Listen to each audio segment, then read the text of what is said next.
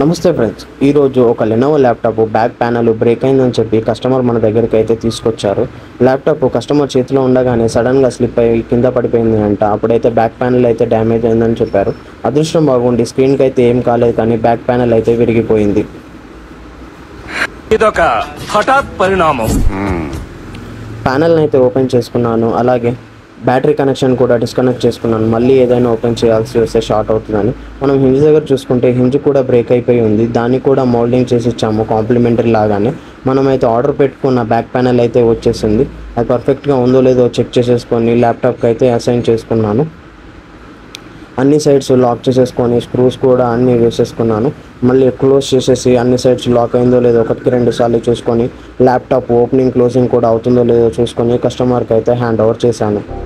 నా పెర్ఫార్మెన్స్ నచ్చినట్టయితే ఇలాంటి మోర్ వీడియోస్ కోసం మన ఛానల్ని సబ్స్క్రైబ్ చేసుకోండి.